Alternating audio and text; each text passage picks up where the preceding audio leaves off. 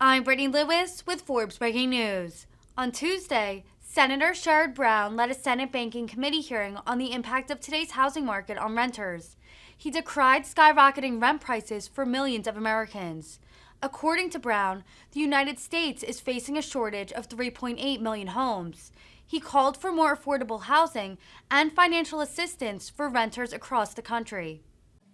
Senate Committee on Banking, Housing, and Urban Affairs will come to order. Before we begin, I will probably embarrass her, but want to call her out. Irene Gray is working her last week as a stenographer in the United States Senate. She has been here for 27 years, and we thank her for her quiet, effective, really crucial work to preserve the hearings, even when Senator Toomey and I don't say much of note. She still has to take it down. So just appreciate your good work for this country and your unsung hero as a public servant, contracted or not as a public servant. So thank you. Thank you. This hearing is in a hybrid format. 4 of our witnesses are joining us in person, sitting in front of Senator Toomey and me. Ms. Morey is joining remotely. 1 or more of our committee colleagues may attend from their offices. Yesterday was the first of the month. For millions of Americans, that means the rent was due. For many renters, that rent keeps going up and up and up. 2 weeks ago in this committee, we heard from witnesses about the soaring cost of housing, how it hurts the millions of families priced out of buying their first home and imperils the renters who are just one illness or job loss or car repair away from eviction, as one of our witnesses documented in his book. This problem is squeezing people all across the country, working all kinds of jobs, even jobs that were supposed to be a ticket to the middle class. It's not a new problem. For decades, so many Americans have struggled to scrape together the rent each month. Too many have lived in shoddy housing with rodents or mold or broken appliances. That's why 90 years ago, this country began investing in affordable housing so that everyone would have a safe, affordable place to live. But the funding we put into that effort has never kept up with renters' needs or even the basic maintenance of aging, federally assisted housing. For the past decade, about half of renters have been paying more than 1/3 of their incomes just to keep a roof over their heads, and we know renters' challenges are only getting worse. We're 3.8 million homes short, 3.8 million homes short of what we need. Not a single state in the country has enough housing. For the lowest income renters, there are just 36 units affordable and available for every 100 renters who need them.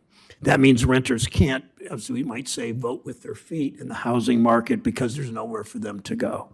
This huge shortage of housing means that renters have to make do with what they've got, even if their house has dangerous lead paint in the walls, or the landlord won't fix the heat, or their bathtub's been clogged for weeks.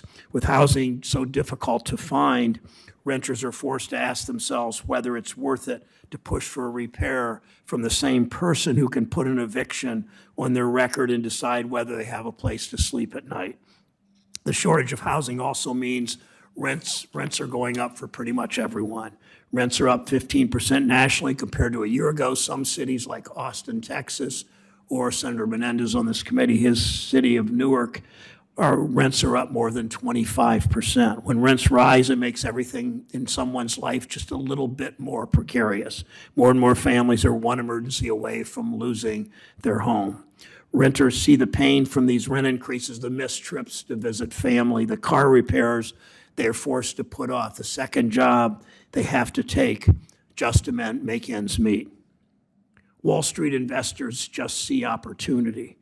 They don't see the pain, or they just don't care. More and more investors are buying up single-family homes that first-time homebuyers usually buy, and renting them out at sky-high rates. 28% of homes sold at the beginning of this year went to investors. Think about that. Investors, too often from out of town, who don't care about the community and just want to make a quick buck, are buying more than a quarter of homes. Not bought by families who want to put down roots, who dream of seeing their kids grow up in that neighborhood and go to that local school. That number is up from 16% just a couple of years ago. The biggest investors with the deepest pockets, the ones who own more than 100 properties, nearly doubled their share of their purchases. Ms. Bruner has seen firsthand in Cincinnati, where a single company based in Texas bought up 29 properties in one street. In Price Hill, 29 properties on a single street. In that neighborhood, now more than half of all homes are rentals. The city's left to chase down these out-of-state landlords who are letting these homes fall apart. Families need a landlord they can talk to who lives in the community. Cities need landlords who want to actually take care of their buildings and help families stay in their homes. But big Wall Street firms promising investors double-digit yields and running up double-digit eviction rates are pricing out those who make a community home. Good landlords, renters, first-time home buyers alike. They aren't just buying up single-family homes, they're targeting mobile home communities and apartment buildings. We see that across the country, anywhere that adds to their own bottom lines. Last week, the House Select Subcommittee on the Coronavirus Crisis published a report showing that at the height of the pandemic, 4 of these massive landlords, 4, filed nearly 15,000 evictions. 4 landlords, 15,000 evictions. When a renter who's fallen behind on rent or can't get her landlord to fix her heat, we often hear that's her individual problem.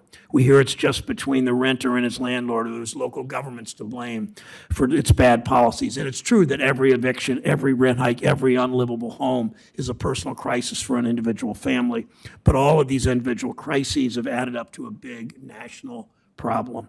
It costs all of us more in education costs when kids have to change schools every 6 months or so. It costs all of us in lost productivity when the workers who support our business and schools and our first responders can't find an affordable place to live. It costs all of us more in health care when people can't store their medicine because they don't have a place to live. It isn't someone else's problem. It affects all of us, and we need to work together to solve it. We have to expand the supply of safe, affordable housing across the country for renters and homeowners at all income levels. We have to maintain the affordable housing we currently have so we don't fall even further behind on our housing supply. And we have to help renters find and remain in homes they can afford with financial assistance, including emergency assistance, and support bipartisan prevention efforts like mediation through the Bipartisan Eviction Crisis Act. I look forward to hearing from our witnesses today about how we can tackle these challenges facing renters and grow the number of good landlords. It will benefit all of us.